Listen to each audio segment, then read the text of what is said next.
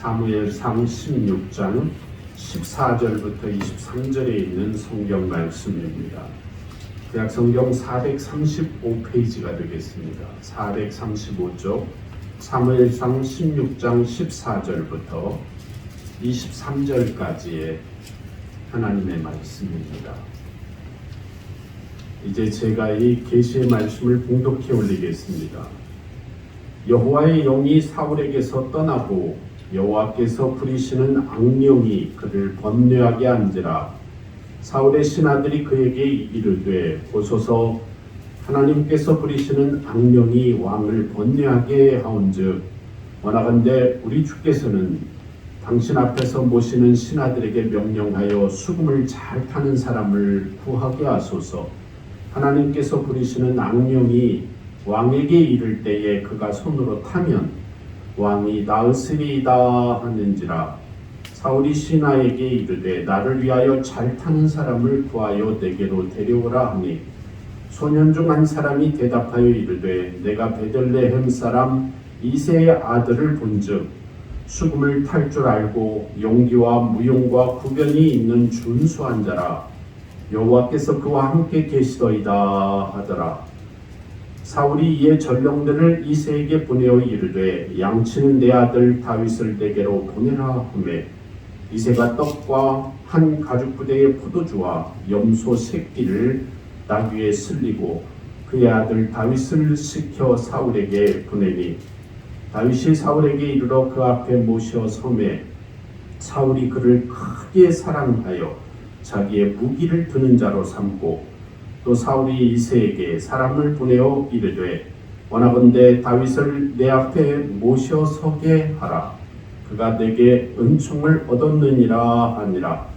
하나님께서 부리시는 악령이 사울에게 이를 때에 다윗이 수금을 들고 와서 손으로 탄즉 사울이 상쾌하여 낫고 악령이 그에게서 떠나더라. 아멘. 성도 여러분, 여러분의 영성과 여러분의 일이 무슨 관계가 있습니까? 여러분의 영성은 여러분의 일 속에서 어떻게 나타나느냐, 그런 질문입니다. 많은 사람들은 영적인 것과 세속적인 일은 정반대의 가치라고 생각하는 오류에 대부분 빠져들게 됩니다. 신령하고 영적인 사람은 세속적이고 인간적인 현실의 일과는 전혀 다른 특별한 영적인 분위기 그리고 신령한 영적인 가치만 추구해야 한다고 생각하는 오류입니다. 그러나 이런 영성에 대한 그릇된 관념은 심각한 신앙생활의 부작용들을 많이 불러온다는 것을 깨달아야 합니다. 하나님께서는 그 어떤 영적인 사람이나 그 어떤 신령한 사람도 일과 현실의 현장 속으로 부르셨다는 것을 기억해야 합니다.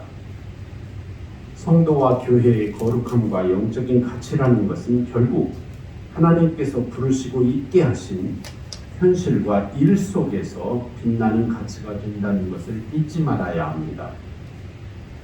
오늘 우리의 믿음이 저와 여러분이 살아가고 있는 현실을 해석하고 현실을 치유하고 현실 속에 나아가야 할 비전을 제시하는 믿음이 되어야 바른 믿음입니다. 현실과 동떨어진 신앙생활이 어떻게 좋은 신앙, 건강한 신앙이 될 수 있겠습니까? 믿음이 성장했다는 말은 결국 나의 믿음 때문에 나의 일이, 나의 삶이 행복해졌다는 말과 동의어가 되어야 합니다. 성경에서 가장 먼저 만나게 되는 하나님의 모습이 어떤 모습이죠? 그것이 바로 창세기 1장과 2장에 일하시는 하나님의 모습입니다. 하나님 무슨 일을 하셨나요? 그 하나님의 첫 번째 일, 하나님의 본질적인 일이 창조 사역이었습니다. 창조주로서의 하나님.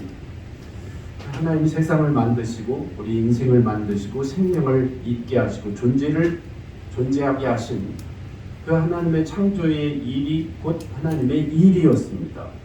하나님은 어떤 하나님이냐 할 때 하나님 일하시는 하나님입니다. 그 하나님이 지금까지도 일하고 계십니다. 태초에 하나님은 일을 시작하셨습니다. 바로 창조 사역이죠. 하나님께서는 그 일을 얼마나 열심히 하시고 정교하게 하시고 그 일을 얼마나 신비롭게 하셨는지 하나님이 성부, 성자, 성령 삼위로 나누셔서 하나님이 되셔서 그 창조의 일을 정말 섬세하게 그리고 신비롭게 이루셨습니다. 만물을 창조하시고 생명을 창조하셨죠. 그렇게 이 세상을 창조하신 하나님께서 타락한 우리 인생의 구원을 위하여 또 구원의 일을 시작하셨습니다. 성도 여러분, 그 하나님의 구원의 역사가 바로 하나님의 신비로운 영적인 일이라는 것을 여러분은 아시죠? 하나님이 죄인된 저와 여러분과 이 세상을 구원하시는 일을 지금도 하고 계십니다. 그 일이 바로 하나님의 일이에요. 하나님은 어떤 하나님이냐? 일하시는 하나님입니다.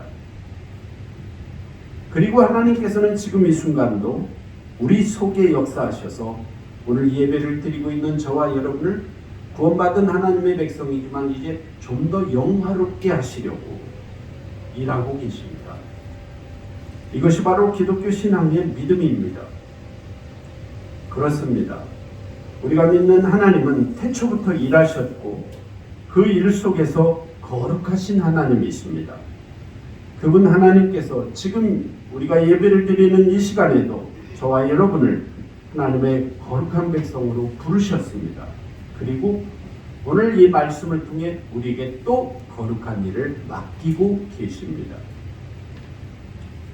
여기서 강조되는 것은 일입니다. 성도 여러분, 영적인 영성이라는 것이 일과 관련 없지 않다는 것을 제가 지금 말씀드리고 싶은 것입니다. 일은 영성 생활의 기본적인 환경이며 일이 바로 성도의 영성 생활의 현장이라는 것입니다. 저와 여러분이 어떤 일을 하든지 그 일자리가 일하고 있는 그 현장이 곧 영성의 현장이라는 것을 잊지 마십시오. 하나님께서 저와 여러분에게 그렇게 바라시는 영성 생활은 우리에게 일거리가 있고 우리가 바로 그 일에 착수할 때 비로소 시작되는 법입니다. 하나님께서 우리 각 사람을 하나님의 사람으로 택하시고 부르시고 구원하신 것은 바로 영성 생활의 현장인 일 속으로 우리를 부르신 것입니다. 성경에서 하나님께 부름받은 왕을 세우거나 선지자를 새로 세우거나 제사장을 새로 세울 때 하나님께서 하시는 일이 기름을 부어 세우게 하신 일입니다. 기름을 부으시는 장면이 나오죠. 거기 기름을 붓는다는 말은 하나님으로부터 할 일을 부여받는다는 의미입니다. 그것은 바로 하나님께서 부르신 가장 거룩한 일에 그 기름 부음 받은 사람을 고용한다는 뜻입니다. 오늘 지금 이 순간에도 우리가 믿는 하나님께서는 존재하시는 하나님이실 뿐만 아니라 또한 일하시는 하나님이십니다. 일은 이 세상에 어떤 일이든지 죄짓는 일 빼고는 그 출발과 기원이 하나님의 말씀과 하나님의 일하심의 즉 하나님의 행동에 그 기초가 있습니다. 그러므로 이 세상의 모든 일은 하나님의 일이라고 해도 됩니다. 저와 여러분이 가정에서 하시는 설거지를 비롯한 밥 짓는 일, 또 뭐 그 여타의 모든 잡스러운 것처럼 여겨지는 일이라 하더라도 성도 여러분, 그게 잡일이 아니고 사실은 하나님의 거룩한 일입니다. 그 일 안 하면 인생을 살 수가 없습니다. 새벽에 잠께서 일찍 교회로 나오다 보면 청소차들이 아파트를 또 거리를 다니면서 쓰레기를 수거합니다. 새벽 동들 뜨기 전에요. 그런 생각을 해봐요. 그분들이 없으면 우리 지역사회가 어떻게 될까? 그분들이 한 일주일만 파업하면 난리가 날 겁니다. 저와 여러분이 사는 아파트에 쓰레기 일주일만 수거 안 해보십시오. 곳곳에서 썩는 냄새가 나고 그냥 음식물 쓰레기에서 흘러나온 그 상쾌하지 못한 물들이 막 줄줄 흐르고 벌레들은 날고 냄새는 진동하고 그러면 여러분 어떻게 사시겠습니까? 살 수 있겠습니까? 저는 그런 생각을 해봐요. 목사로서 제가 설교하고 또 책 읽고 또 이렇게 사역하는 일도 중요하지만 전도하는 일보다 더 중요한 일이 있겠다. 그 청소부 아저씨들이 새벽마다 하는 일이 거룩하구나 하는 생각을 안 할 수가 없습니다. 성도 여러분, 모든 일은 하나님의 일이라고 정의하셔도 틀리지 않습니다.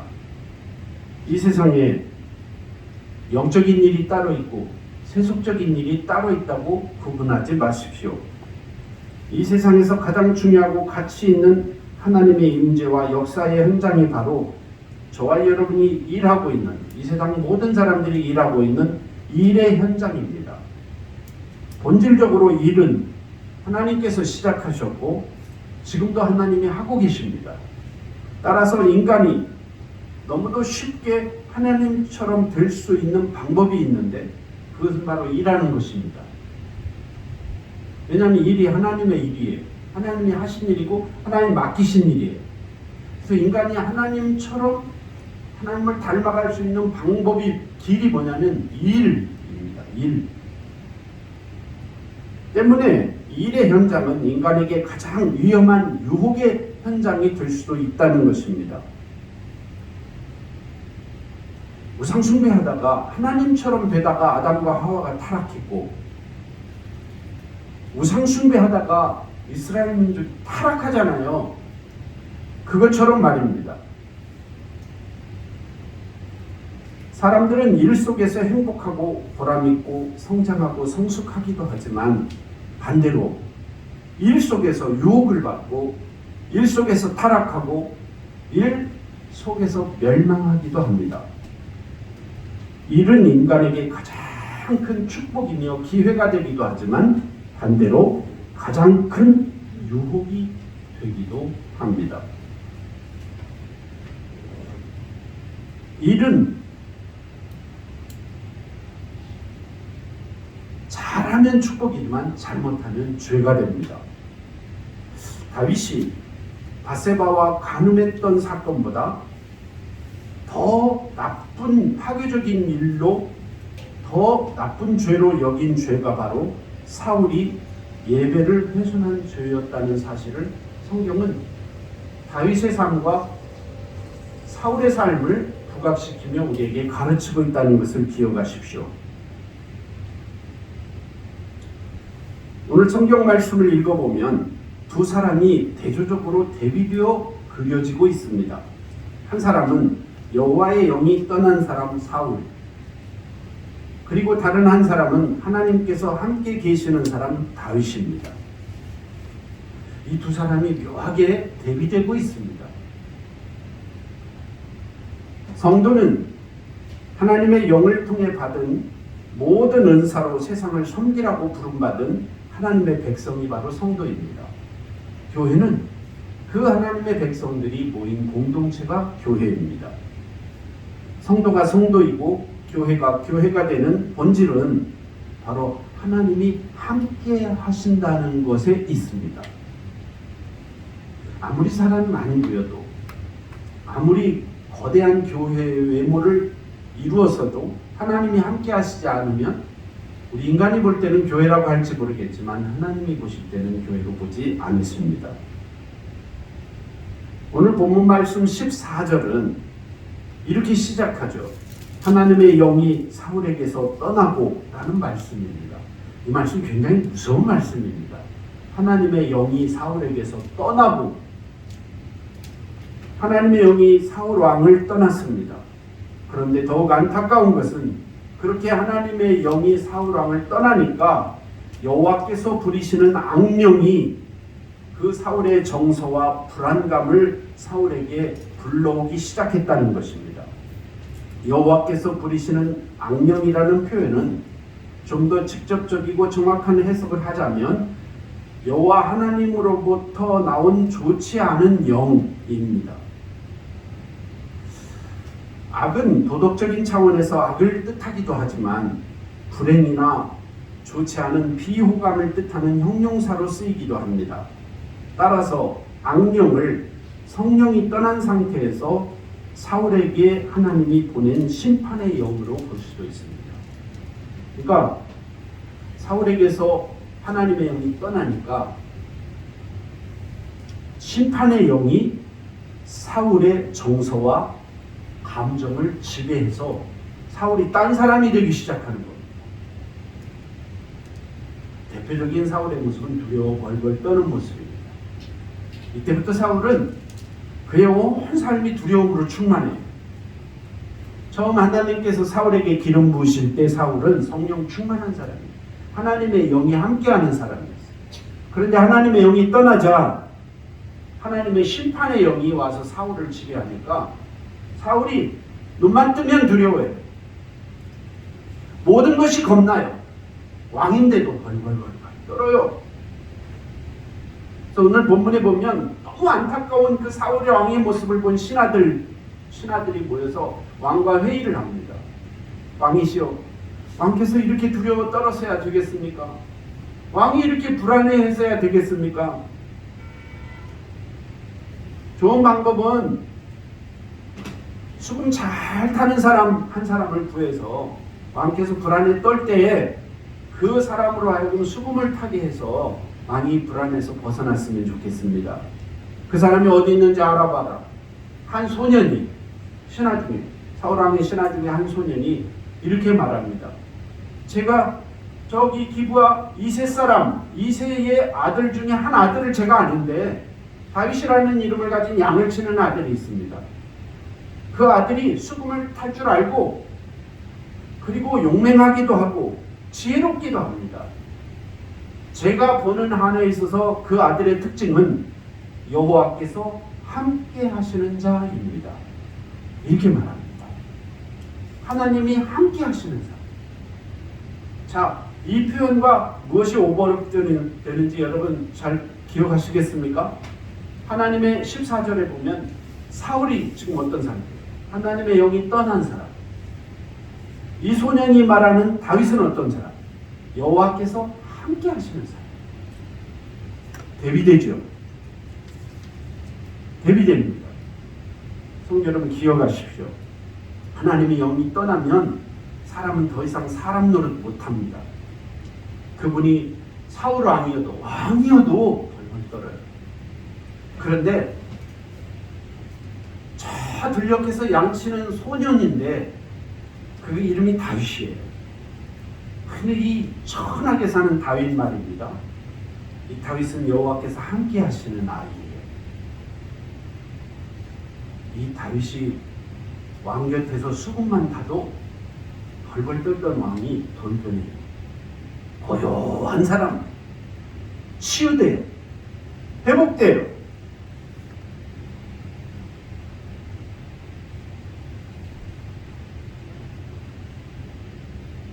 오늘 본문 시작절인 14절은 여호와의 영이 사울에게서 떠나고 여호와께서 부리시는 악령이 그를 번뇌하게 한지라. 사울에게 임했던 여호와의 영은 그로 하여금 이스라엘의 왕직을 제대로 수행하라고 하나님이 부어주신 영이었습니다. 암몬 족속은 아브라함의 조카 롯과 그의 딸 사이에 부정한 관계를 통해 태어난 자식들의 후예가 이 아브라함의 후손 중에 아주 태어나지 말았어야 할 족속이 바로 이 암몬 족속입니다. 롯의 후손들이에요. 롯의 후손들. 근데 롯이 정상적인 결혼 관계에서 태어난 후예들이 아니고 그 롯과 롯의 딸들 사이에서 태어난 자손의 후손들이 바로 이 암몬 족속을 이루었어요. 이 족속은 요단강 동쪽, 곧 사해 동북쪽을 차지하고 약복강 언덕의 랍바를 자신들의 수도로 삼아 정착한 민족이 되었습니다. 이 암몬 족속은 이스라엘 백성들이 가나안 땅으로 들어가기도 전에 국가의 형태를 온전히 이룬, 어떻게 보면 이스라엘 민족보다 훨씬 더 정상적인 국가를 잘 조직하고 왕국의 형태를 갖춘 민족이었습니다. 하나님께서는 이들 암몬 족속의 땅은 이스라엘 백성들이 가나안을 기업으로 차지할 때 이스라엘 민족에게 주지 않으셨습니다. 그러므로 이스라엘과 전쟁만 없으면 그냥 공존하는 민족입니다. 그런데 이들은 이스라엘 백성들이 가나안 땅에 정착한 날부터 계속적으로 이스라엘을 괴롭혔습니다. 결국 이스라엘의 최고 강성한 왕 시대였던 다윗 왕 시절에 다윗 왕은 적극적으로 이 암몬 족속을 멸망시켜 버립니다. 바로 그 암몬 족속이 길르앗 야베스에 진을 치고 이스라엘 백성을 마음껏 조롱하면서 능욕하던 시절, 기브아에서 농사짓고 살아가던 농사꾼 청년 사울에게 이 소식이 전해집니다. 지금 이 암몬 족속이 우리 민족을 막 능욕하고 있다는 사실. 바로 그 순간 이 소식을 들은 청년 사울에게, 농사꾼 청년 사울에게 하나님의 영이 임합니다. 그때가 하나님의 영이 사울에게 임한 처음 시간이었습니다. 그 기록을 사무엘상 11장 6절은 이렇게 기록합니다. 사울이 이 말을 들을 때에 하나님의 영에게 크게 감동되매 그의 분노가, 그의 노가 크게 일어나. 그가 농사짓는 청년이었거든요. 군인도 아니었어요. 사울이 왕이 되기 전에.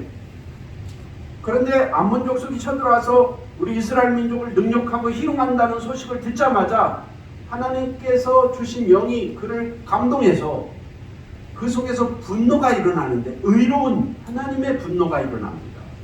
그래서 백성들을 모아서 그 강대한 암몬 족속을 단숨에 멸망시켜버립니다. 이때부터 사울은 하나님의 사람으로 부각되기 시작합니다. 사울이 처음 성경 이야기에 등장할 때 모습은 그야말로 굉장했습니다.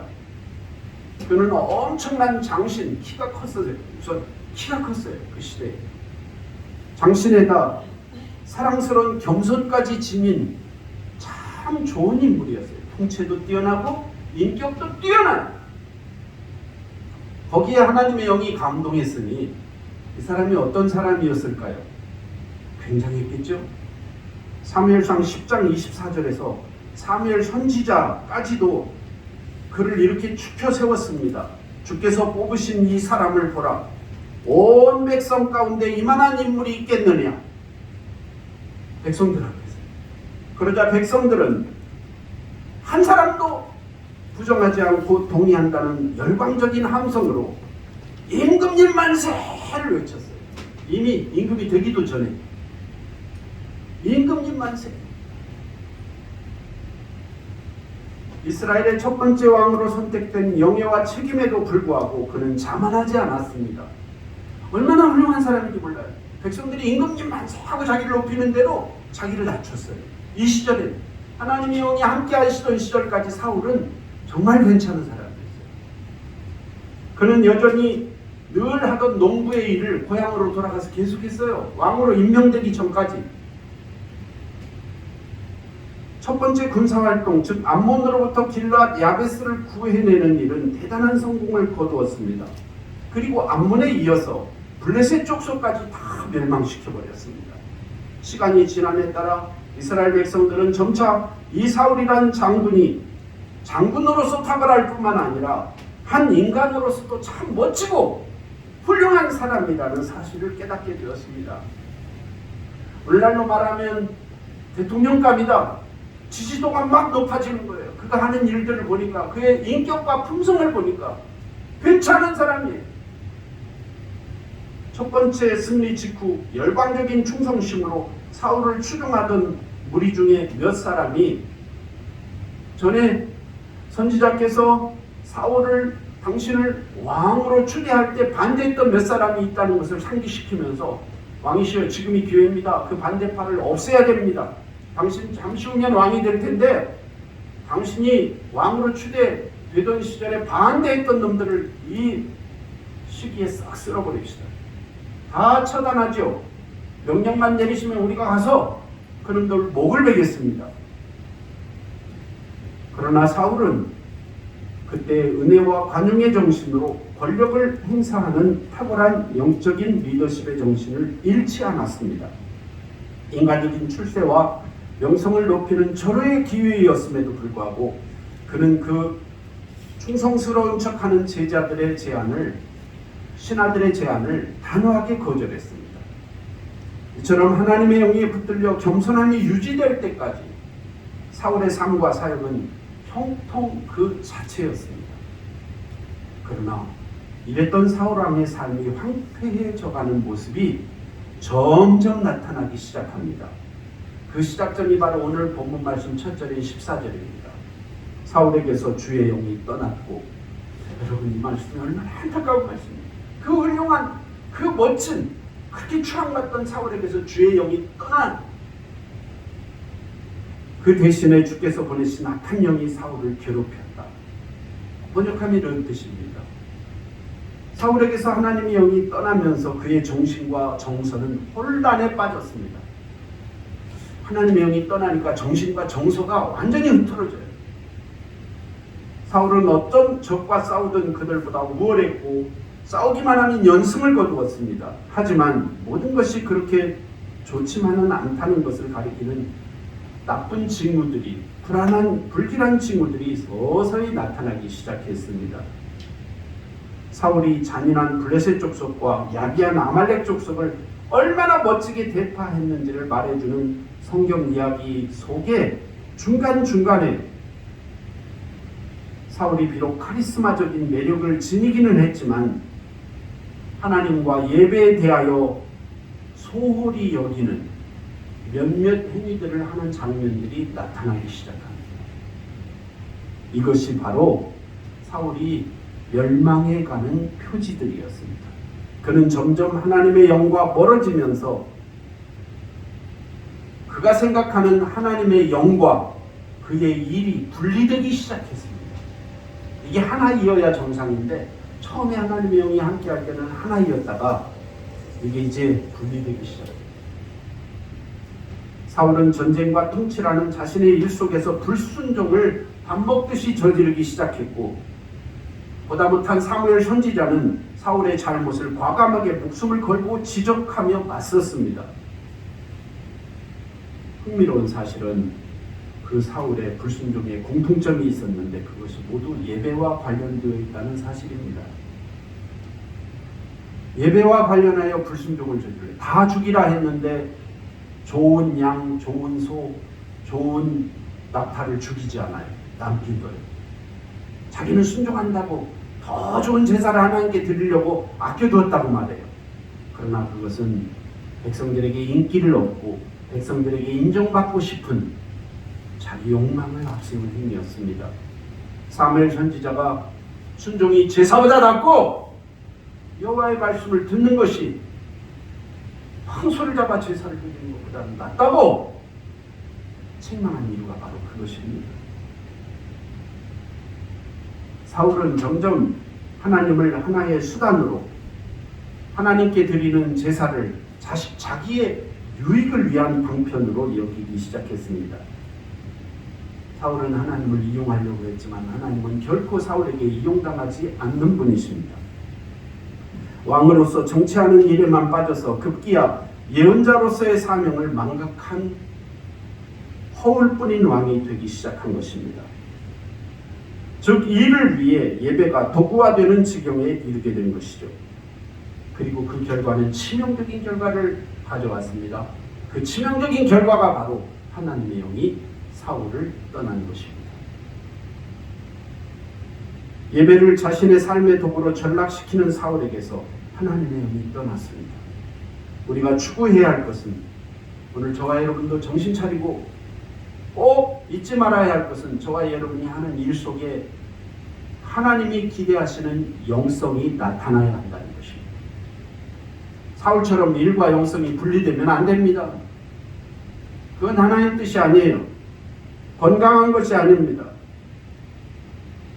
이제 사울의 왕위가 실질적으로 폐위된 것은 아니었지만 하나님의 영이 떠났기 때문에 사울은 왕으로 재직하는 그 말년의 시간 전혀 왕답게 살지 못했습니다.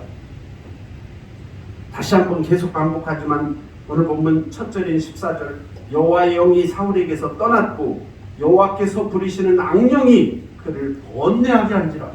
이 말씀이 저는 읽어볼수록 얼마나 무섭고 두려운 말씀인지 모르겠습니다. 우리 다 같이 15절부터 18절을 한번 읽어보겠습니다. 15절부터 시작. 사울의 신하들이 그에게 이르되 보소서 하나님께서 부리시는 악령이 왕을 번뇌하게 하온즉 원하건대 우리 주께서는 당신 앞에서 보시는 신하들에게 명령하여 수금을 잘 타는 사람을 구하게 하소서. 하나님께서 부리시는 악령이 왕에게 이를 때에 그의 손으로 타면 왕이 나으시리이다 하는지라.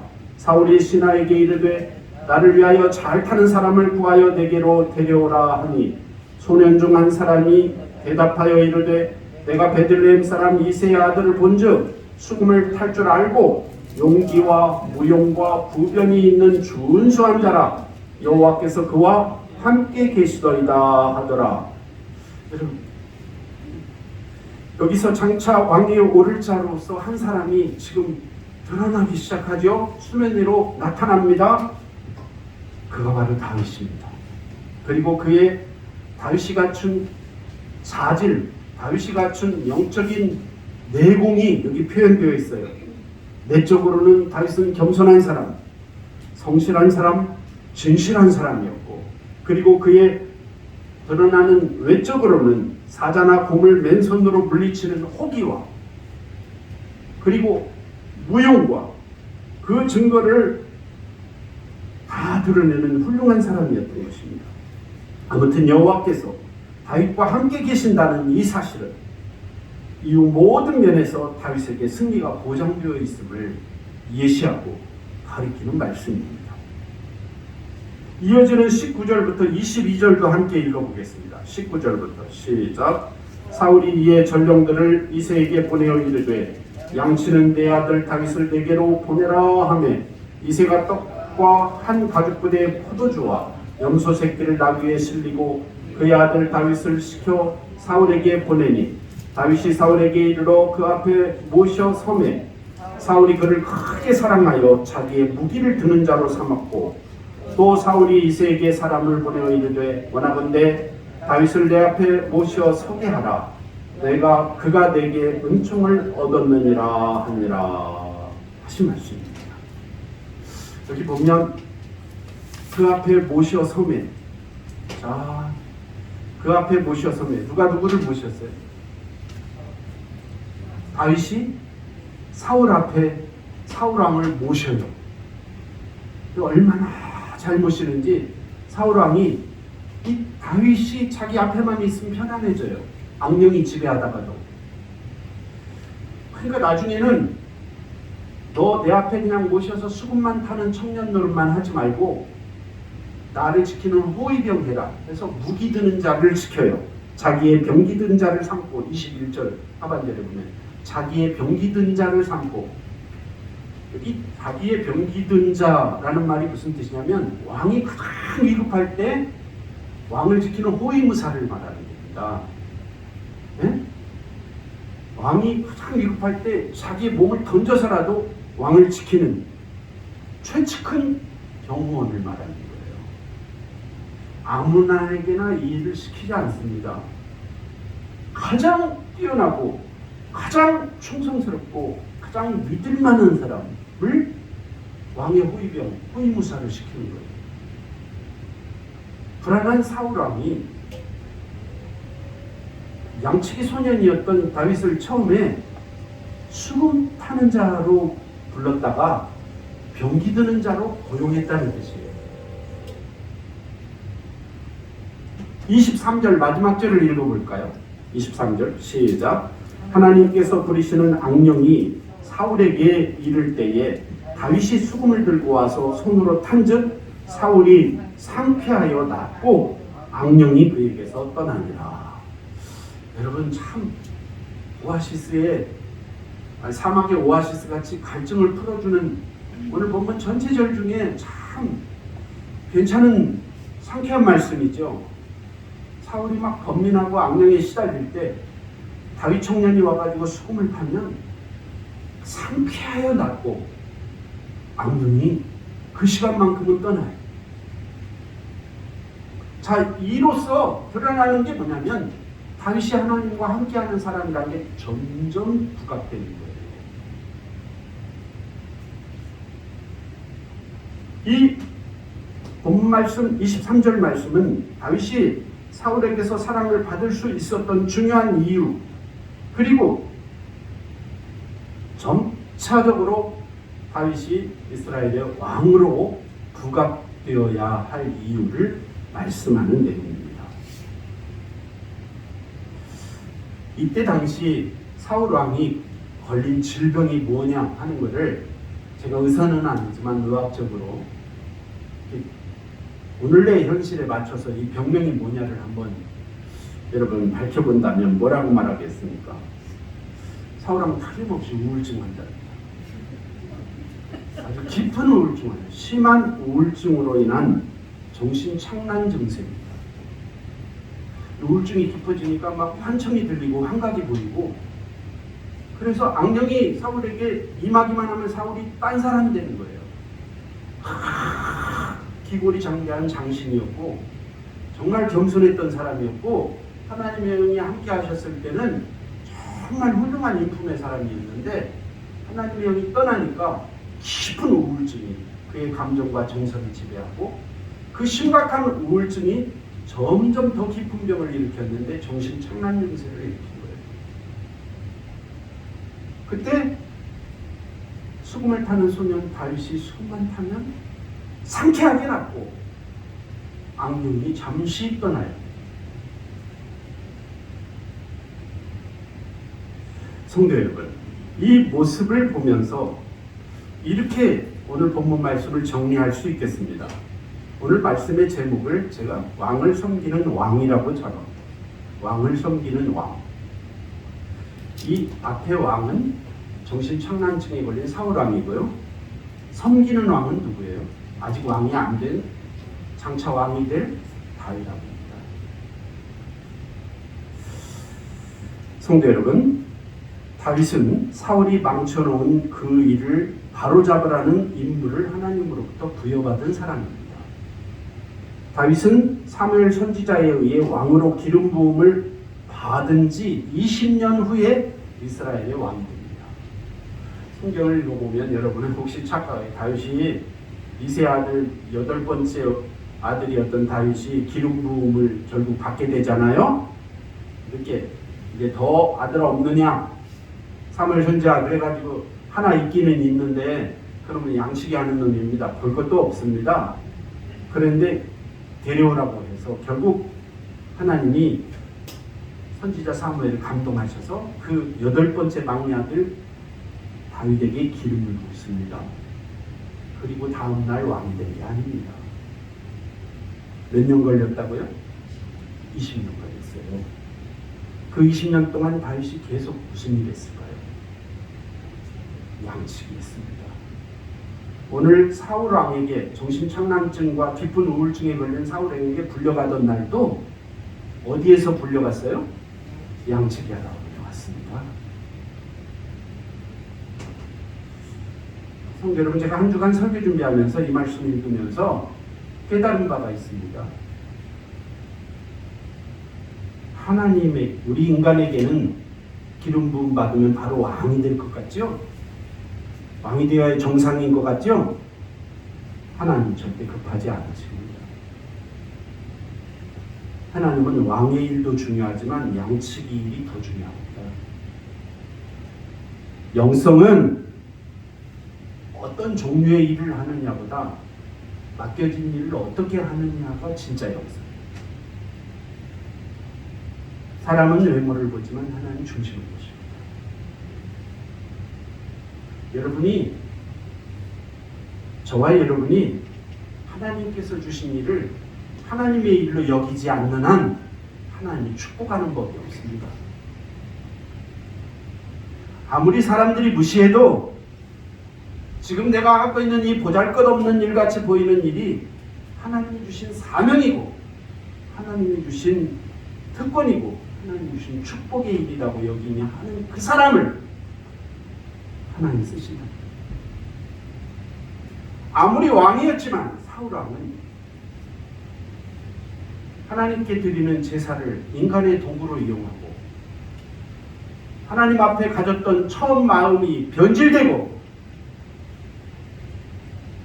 선지자를 무시하고 예배를 소홀히 여기고 예배를 도구화했을 때 하나님, 그가 아무리 하나님이 세운 왕이었지만 하나님이 세운 사명자였지만 하나님의 영을 거두십니다. 거두니까 어떻게 됐어요? 깊은 우울증과 정신 착란증에 시달렸어요. 자, 오늘은 지금 어떤 상황에 이르렀습니까? 장차 왕이 될 다윗 왕이 현재의 왕인 타락한 왕 사울 왕을 섬깁니다. 그래서 오늘 말씀의 제목이 왕을 섬기는 왕입니다. 사실은 이 제목은 제가 직접 정한 제목이 아니고 유진 피터슨의 책에 이 다윗의 신앙을 강의한 책의 한 부분의 단락의 제목입니다. 제가 감동을 받고 이 말씀으로 제목을 잡자 해서 잡은 겁니다. 다윗이 지금은 왕이 아니지만 하나님은 이미 다윗을 왕으로 세우셨습니다. 20년 후에 왕직에 오르지만 그리고 오늘 다윗은 왕으로서 첫 번째 일을 하고 있습니다. 나쁜 왕을 섬기는 일입니다. 하나님이 계시면 왜 내 인생에 저렇게 좋은 사람을 섬겨야지 사울왕 같은 사람을 섬겨? 아마 다윗이 인간적으로 생각하면 이런 섭섭함이나 의심이 들 수 있었을 것입니다. 그러나 하나님은 개의치 않으시고 나쁜 왕이지만 너 다윗이 저 사울을 섬기라고 하셔서 계속 섬깁니다. 나중에는 섬김을 받던 사울이 돌변해가지고요, 더 정신착란증이 심해져가지고 자기를 섬기고 수군 타는 사울을 향하여 단창을 던져요. 죽이겠다. 나중에는 불안하니까 누구도 못 믿어요. 자기를 돕는 다윗에게도 창을 던져요. 그래도 섬겨요. 성도 여러분, 이렇게 할 수 있는 게 영성이에요. 말씀의 결론입니다. 오늘 본문에 두 왕이 등장합니다. 하나님의 영이 떠난 왕, 하나는 하나님이 함께 하시는 사람 왕. 아직 왕이 아니지만 왕. 성도 여러분, 그 두 왕과 지금 일을 하고 있어요. 하나님의 영이 떠난 왕은 뭔가를 지금 왕의 일을 하고 있는데 혼란스러워요. 뒤죽박죽이에요. 아무 일도 생산적인 일이 일어나지 않아요. 그러나 아직 왕도 아니에요. 기름 부음만 받았어요. 그러나 하나님이 사랑하시는 사람 다윗은 하찮은 일, 스스로 생각하면 나쁜 왕을 섬기는 일이에요. 나 이런 일 하고 싶지 않아요. 하나님이 하게 하셨어요. 자기도 왜 일을 해야 하는지 몰라요.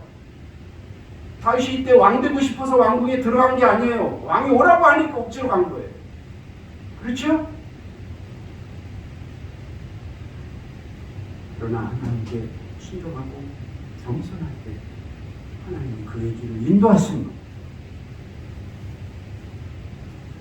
성도 여러분, 다시 결론으로 원점으로 돌아가겠습니다. 여러분의 일과 여러분의 영성이 어떤 관련이 있습니까? 여러분의 삶 속에 여러분의 영성이 어떻게 드러나고 있습니까? 오늘 말씀을 보면서 깊이 생각하시는 한 주간의 삶이 되시기 바랍니다. 여러분의 삶이 하나님의 이름을 믿으십시오. 여러분이 지금 하나님이 맡겨주신 일을 하고 있다고 확신하십시오. 그리고 하나님께서 주신 믿음대로 일하십시오. 그러면 하나님이 다윗을 축복하셨듯이 저와 여러분의 삶을 복 주실 줄로 믿습니다. 기도하겠습니다. 걸어가시고 자비로우신 하나님, 오늘